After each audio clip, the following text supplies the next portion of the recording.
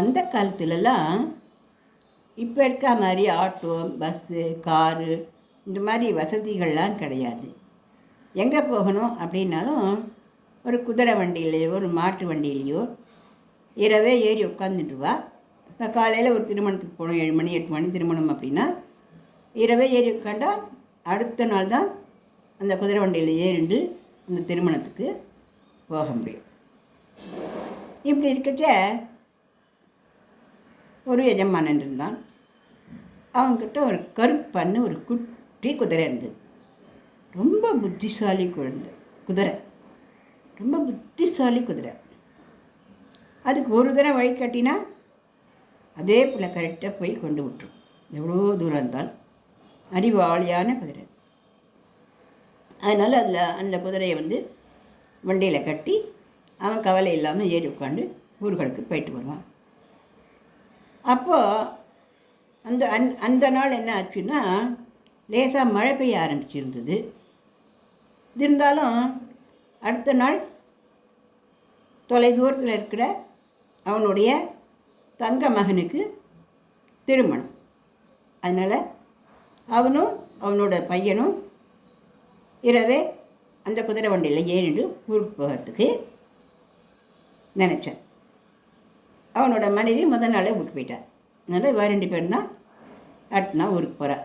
இரவு ஏறி அந்த வண்டியில் உட்காந்து குதிரை வண்டியில் லாந்தர் விளக்குன்னு ஒன்று கட்டியிருப்பாள். லாந்தர்னால் ஒரு மாதிரி சிம்னி விளக்கு இப்படி இருக்கும். அந்த சிம்னி விளக்கு அந்த வண்டி கடியில் கட்டி வைப்பாள். அந்த வெளிச்சத்தில் அந்த குதிரை அந்த வண்டியை ஓட்டிகிட்டே போகும். இப்படி இருக்கும்பொழுது, என்ன கருப்பா ரெடியா, கொண்டு வரியா கேட்டேன். சொல்லிட்டு அப்படின்னா கொண்டு வரேன்னு அர்த்தம், அதோட பாஷை. சரி கருப்பா அப்படின்னு சொல்லிட்டு இரவு 7 மணிக்கு அவனும் அவனுடைய பிள்ளையும் குதிரை வண்டிக்குள்ளே உட்காந்துருக்கா. அந்த ஓரமெல்லாம் மழை சாரல் அடிக்காமல் இருக்கிறதுக்கோசரம் நல்ல திரையெல்லாம் இழுத்து விட்டுட்டா. கீழே அந்த லாந்தர் விளக்கு எரிஞ்சிட்டு குதிரைக்கு வெளிச்சத்துக்கு குதிரை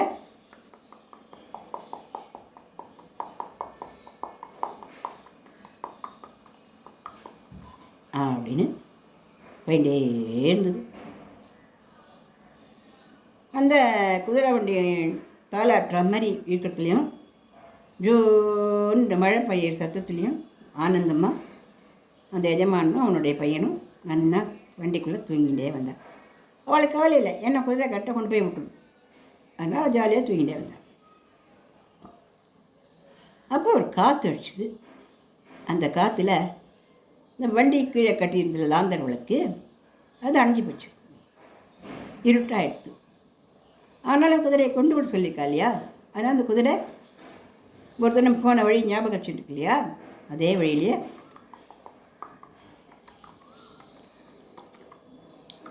போயிட்டே இருக்கு, விடாமல் ஓடி போயிட்டே இருக்கு. ஆனால் அப்படி போயிட்டே இருக்குச்சு. ஒரு இடத்துல அந்த குதிரை டக்குன்னு நின்றுடுது. அதுக்கு மேலே அது போகலை, டக்குன்னு பிரேக் பிடிச்ச மாதிரி நின்றுடுது. அது டக்குன்னு பிரேக் பிடிச்ச மாதிரி நிற்கிறத வண்டி அப்படி குலுங்கிது. அதில் உள்ளே இருக்கிற எஜமானனும் பையனும் முழிச்சுட்டான். கருப்பா ஏன் நின்றுட்டா, சீக்கிரம் போ, காலையில் 7 மணிக்கெல்லாம் முகூர்த்தம், 6 மணிக்கு நம்ம கிராமத்துக்கு நுழைஞ்சாதான் 7 மணிக்குள்ளே வீட்டுக்கு போக முடியும், என்ன நிற்கிற போ அப்படின்னு சொன்னேன். அதுவும் பேசாமல் நின்றுட்டே இருந்தது. சரி அப்படின்ட்டு திரையை விலைக்கு பார்த்தா ஒரே இருட்டாக கிடக்கிறது, யாருக்கும் எதுவுமே தெரியல. மறுபடியும் விளக்கு ஏற்றலாம் அப்படின்னாலும் தீப்பெட்டிலாம் கொண்டு வரதுனால விளக்கு ஏற்ற முடியல. ஆனால் குதிரையோ நகர மாட்டேங்கிறது. ஏ கருப்பா, தூங்கிட்டியாடா, என்னடா அவ்வளோ பொறுப்பு இல்லாமல் இருக்க, ஏந்திரு அப்படியே முதுகில் பத்துன்னு ஒரு தட்டினும். குதிரை இப்படி அசைஞ்சு விடுத வழிய நகரலை. கருப்பா, என்ன உனக்கு திடீர்னு இவ்வளோ அடம், என்ன ஆச்சு உனக்கு அப்படின்னு மிரட்டி பார்த்தோம். அப்புறம் சின்னதாக ஒரு கையில் இருக்கிற ஒரு குச்சியால் குதிரையை பட்டுன்னு 7-10 தடவை அடிக்க ஆரம்பித்தோம். அப்படின்றத ஏன் நகர்ந்து போக நடக்க மாட்டேங்கிறது. அவனோட பெரிய வம்பா போச்சு. என் தங்கையெல்லாம் ஆசையாக மாமா வருவான்னு எதிர்பார்த்துட்டுப்பா. என் தங்கை பொண்ணுலாம் பிள்ளைலாம் இந்த மாதிரி பண்ணிக்கு போய் இந்த மாதிரி நீ ஐஷாட்டியம் பண்ணுறியடா அப்படின்னு சொல்லி இன்னும் 4 அடி வச்சோம். ஆனால் அந்த குதிரை நகரலை. அப்பா நம்ம கல்யாணத்துக்கு போக முடியாதாப்பா கேட்டான். என்னடா பண்ணி தொலைக்கிது நீ பார்த்து இந்த குதிரை இந்த மாதிரி பலாத்தனம் பண்ணுறதே அப்படின்னு சொல்லிட்டு 2 பேரும் ரொம்ப கடுப்பாக அந்த வண்டிக்குள்ளேயே உட்காந்துட்டு இருந்தா. பொழுது முடிஞ்சுது. பார்த்தா அந்த குதிரை நின்றுட்டு இருந்த இடத்துக்கு கீழே ஒரு பாலம் உடைய ஆரம்பிச்சிருந்தது. அந்த குதிரை கண்டி இந்த அடுத்த ஸ்டெப்பை வச்சுருந்ததுன்னா அவனுடைய எஜமானனும் அவனுடைய எஜமானுடைய குழந்தையும் தண்ணியில் அடிச்சுன்னு போக வேண்டியதுதான். இது அந்த குதிரையால் சொல்ல தெரியுமா? வாய் இருக்கிற பிராணி அது. அதனால தான் அது என்ன பண்ணியிருக்குது, சொல்ல முடியாது தவிச்சிருக்கு. அதே நேரத்தில் அத்தனை அடிகளையும் பொறுத்துண்டு அங்கேயே அது நின்றுட்டு இருக்குது பாவம்.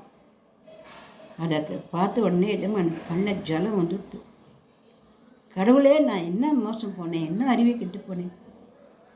வீரகுலத்தில் அன்பு வேணும் அப்படின்னு நான் படித்த பாடத்தை எப்படி மறந்து போனேன்.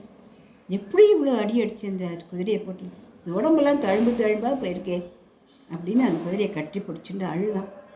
அப்புறம் அதுக்கு மருந்தெல்லாம் போட்டோம். அதனால் குழந்தைகளே, நம்ம எந்த பிராணிகள் இடத்துலையுமே நம்ம ரொம்ப அன்பு செலுத்தணும். பிராணிகளுக்கு வாய் கிடையாது. ரோட்டில் ஒரு நாயகி போயிட்டு இருந்தால் ஒரு கல் எடுத்து அது மேலே போட்டு அந்த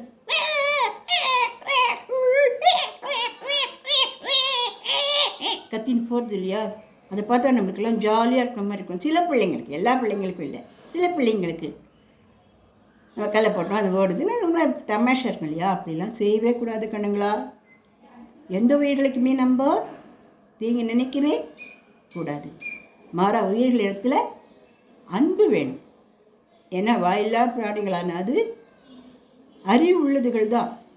ஆனால் அதுகளால் இங்கே பாலம் உடஞ்சிருக்கு அதனால தான் நான் நடக்கலைன்னு சொல்ல தெரிஞ்சுதா? இல்லை தானே.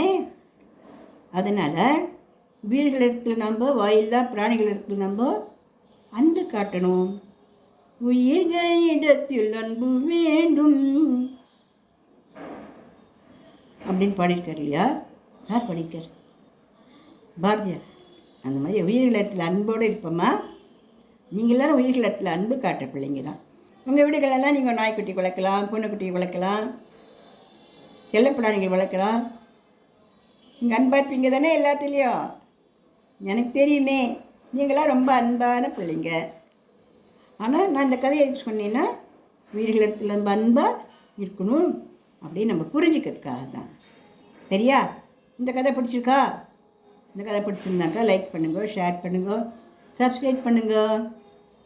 உங்களுக்கு என்ன மாதிரி கதையெல்லாம் வேணுமோ, சரித்திர கதைகள் வேணுமா, சமூக கதைகள் வேணுமா, பிராணிகள் கதைகள் வேணுமா, புராண கதைகள் வேணுமா, இதிகாச கதைகள் வேணுமா, உங்களுக்கு என்ன மாதிரி கதைகள் பிடிக்கும் அப்படிங்கிறத இந்த பாட்டுக்கு நீங்கள் கமெண்ட்டில் தெரியப்படுத்துங்க.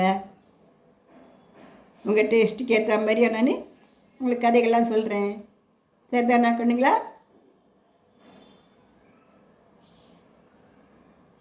நைட்டில் போட்டு கேளுங்க இந்த கதையெல்லாம். பாடமெல்லாம் விட்டுட்டு கதையெல்லாம் கேட்கக்கூடாது. சரியா? ஸ்கூல் பாடம்லாம் முடிச்சுட்டு ஹோம்ஒர்க்கெல்லாம் பண்ணிவிட்டு வீட்டு பாடம்லாம் எழுதிட்டு சாயந்தரம்னா விளையாட்டுலாம் விளையாடிட்டு நைட் தூங்கும்போது இந்த கதைகள்லாம் கேட்டுக்கிட்டே ஜாலியாக தூங்குங்க. Good night.